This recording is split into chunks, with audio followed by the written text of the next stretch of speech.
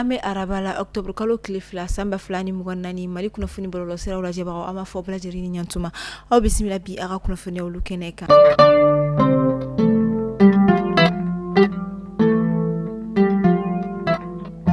kuna fondamnela bi anga jamana nyama bi kuna fondamnela ame octobre kalo konnala kalo mi tare no kanya shi bolo di nyogoma ani den krefi kala li okumu konnala nyina tabe ke ataku muga ani kuna tona kena mi yere koni den fa tare no kadi kanyu me Jean Bosco ko nare mani ale yere koni professeur nyina ta den fa be ale bolo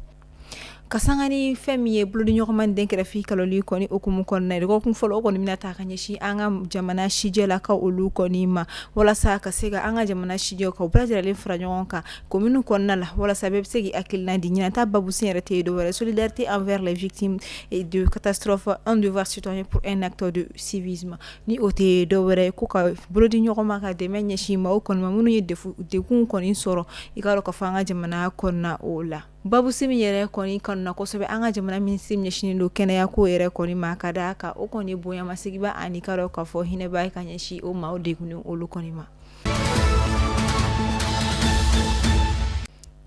ina fo bebe adona eto mi anga jamana ministre de l'administration territoriale de la décentralisation ni o koni colonel Abdoulaye Maiga koni kasangani oni ka sigimi yere koni kera New York o lu koni feno ni o koni o assemblée générale des nations unies à New York ni o tako biolo la an konotona koni kundu o kene ka anga jamana ministre koni kumara kosobe aka kuma konnala akoni ibolongonde shi kosobe Algérie jamana ka sabu ke la khana balyam mi anga jamana konnala ko alni amaka kulu bagay akokorma do baga koni ayi kosobe ayi kuma chama fo kanyeshi o wali yere koni ma keneka wa ola sigikelen koni keneka femi umaro hilal koni nyeni ale koni maraku jamana ka la sigidenye oni wore koni konnala ni o koni femi ambassadeur représentant permanent du Maroc auprès de l'ONU ale yaira sigi koni keneka afana ibulonye shin kosobe ikaro ka fale jeri jamana ko re koni meke ikaro ka fo basigi baliam koni me sahara ulu yere konnala o sababu yere koni nyi Kande gardi konna la famille amicale des anciens élèves du Britannique militaire ni o koni fanga jamana Britannique militaire o la koli din koro koni ka je kulubay mi yere kon to dala ko amicale des anciens élèves du Britannique militaire o lu koni nye jeli di baro koni mbuluda min kera septembre kalo klimuga an woro temeni samba fla ani muga annani ni ak la place d'armes du camp de gendarmerie nationale konna to mikro buku ko o lu koni feno nyina tameke atako woro na ikena mi yere koni ka o ye jeli di fo poshi bakeli mbonyanku akera tenendo septembre kalo kile bisaba samba fla ani muga anani dire ka ofeno kere la ko quartier mi yere kon be wile ko hamdallah tasma kon willa butiki bado kon na min kera sabu ka ma fla yere kon sebe koro joki wo ko fe minan chama yere fana kon chiena ayira la yero sigi bako kon fe kunjonjo kon ma sore karo ka foni femi ni nyanga tan kon na nga femi mamun kera de kun soro bako ni kon la lul tara jona ka ukunda laptan so yere kon ka sangani sigi bako yere ka wuli ka jo kon sera ka tasma maîtrise jona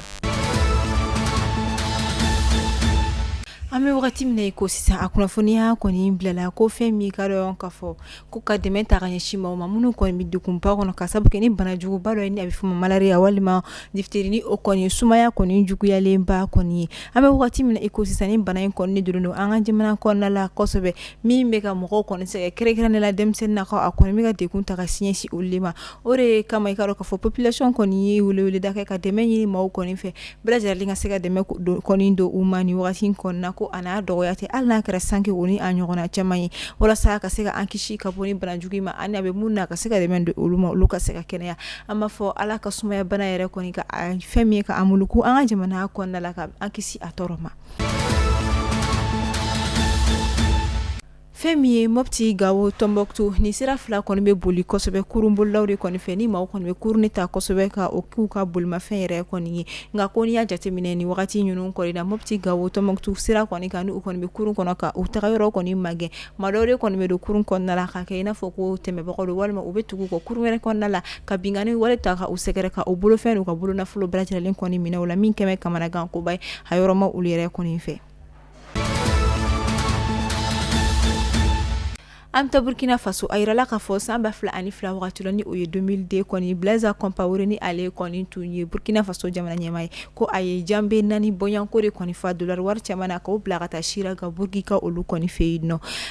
kasangani septembre kalo kile muga ani wolonfla samba fla ani muga anani akuna foniya la sira wagadugu ko kasangani 2002 wakati ye femi Burkina Faso jamana nyema Blaise Compaoré ale koni kado kafo ani atonyoron ke français ni ORE koni Jacques Chirac koni ko uye jambe nani boyan ko uye odefa dollar wari chamana ka oblaga ta femi kado kafo ni jamana ko folen kono wala sa olu be se ka ademe chuga mina jamana nyema siki kala fili koni na kasangani Robert Bourgi ere koni ka foy ay ayira ka fo jamana nyema Blaise Compaoré ani aka ministre nyamani uye Salifou Diallo koni olu ye ni fere ne soro wala sa ube se ka kisi kabo ikaro ka fo sɛgɛsɛgɛli minnu kɔni kun bɛ kɛ wariko ta fanfɛla kɔni o fɛ o de kama Élysée yɛrɛ cour kɔnɔna la a yirala k'a fɔ ko ni jambe naani yɛrɛ kɔni ladonna Salifou Diallo yɛrɛ de kɔni fɛ fo ka taa se Bourgi denkɛ fo ka taa se ministre Dominique de Villepin yɛrɛ kɔni fɛ ani ka a kuncɛ ni secrétaire particulier du président ye ni o yɛrɛ kɔni Jacques Chirac yɛrɛ kɔni a yirala ko san 2014 wagati ministre Salifou Diallo ale yɛrɛ kɔni binne